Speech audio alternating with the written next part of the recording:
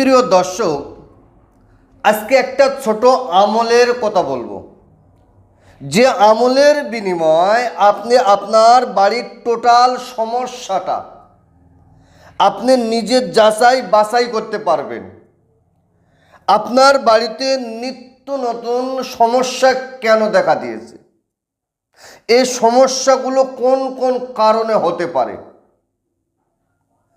শুধুমাত্র কেবলমাত্র আপনি আপনার ভিটে বাড়ির ভিতর থেকে এক মুঠো মাটি নিয়ে আসবেন, আর ওই মাটিটা নিয়ে আপনি পরীক্ষা করবেন। মাত্র 4 রকম ওই মাটি থেকে বদবু বার হবে, যার বিনিময়ে আপনি 4 রকম ফর্মুলায় বুঝতে পারবেন আপনার বাড়িতে কেউ জাদু করেছেন, না খবি জেনের আসর আছে, না জেন ভূতের আসর আছে, না পেতনির আসর আছে। শুধু মাটিটা নিয়ে আপনি আল্লাহ পাকের কালাম পড়বেন, পড়ে মাটিতে ফু দিয়ে আপনি আপনার নাকে শুঁকবেন, আপনি বুঝতে পারবেন আপনার বাড়িতে সমস্যাটা কেন হচ্ছে। তো সুপ্রিয় দর্শক, আমি বলে রাখি, আপনি আমলটা কবে করবেন, কোন সময় করবেন, কোন টাইম করবেন।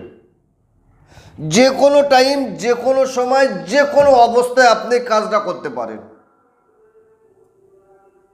আপনি আপনার ভিটে বাড়ি থেকে এক মুঠো মাটি আপনি সংগ্রহ করেন, গায়ে একটু খুশবু আতর লাগিয়ে দেন, 5 পঞ্চতনের সম্মান অর্থে 5টা আগরবাতি ধূপবাতি জ্বালিয়ে দেন।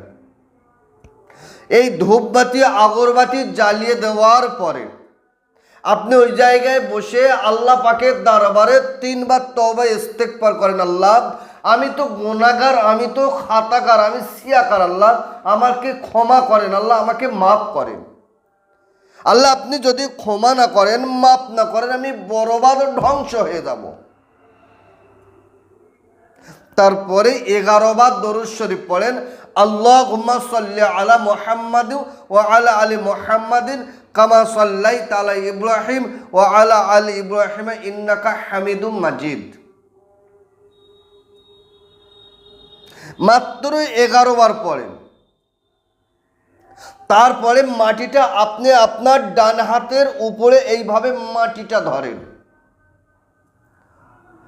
বিসমিল্লাহির রহমানির রহিম, আল্লাহ আপনার নামে শুরু করছি। কমেন্ট বক্সে লেখেন বিসমিল্লাহির রহমানির রহিম।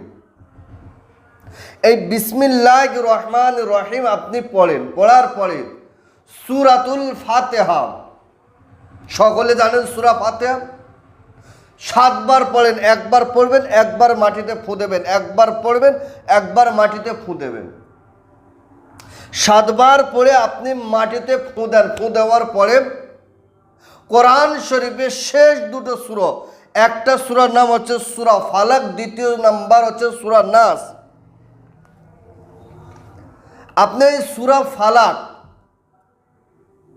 বিসমিল্লাহির রহমানির রহিম, কুল আউযু বিরাব্বিল ফালাক মিন শাররি মা খালাক ওয়া মিন শাররি গাসিকিন ইযা ওয়াকাব ওয়া মিন শাররিন নাফাসাতি ফিল উকাদ ওয়া মিন শাররি হাসিদিন ইযা হাসাদ। 7 বার পড়বেন, 7 বার মাটিতে ফু দেবেন। সূরা নাস, বিসমিল্লাহির রহমানির রহিম, কুল আউযু বিরাব্বিন নাস মালিকিন নাস ইলাহিন নাস মিন শাররিল ওয়াসওয়াসিল খান্নাস আল্লাযী ইউওয়াসবিসু ফি সুদুরিন নাস মিনাল জিন্নাতি ওয়ান নাস। কবার? 7 বার পড়বেন, 7 বার মাটিতে ফু দেন, 7 বার মাটিতে ফু দেন। তারপরে দেখেন, আমি স্ক্রিনের উপরে কোরআন শরীফের লম্বা আয়াতে কারিমা তুলে দিচ্ছি। এই আয়াতে কারিমাটা পড়লে অনেকটা সময় লাগবে, যার জন্য আমি পড়ছি না। আয়াতে কারিমাটা আমি স্ক্রিনের উপরে দিচ্ছি, দেখে আপনি সূরা বাকারার আপনি 7 বার পড়বেন, একবার পড়বেন, একবার ফু দেবেন, একবার পড়বেন, একবার ফু দেবেন, 7 বার পড়বেন, 7 বার ফু দেন।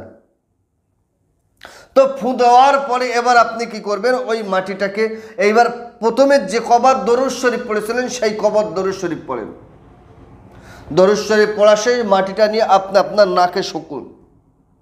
ওই মাটি থেকে দুর্গন্ধ, পাঁঠার গায়ের গন্ধর মতো যদি গন্ধ বার হয়, তাহলে আপনি মনে করেন আপনার বাড়িতে খবিশ জেনের আসর রয়েছে। খবিশ জেন আপনার বাড়িতে সমস্যা করছে।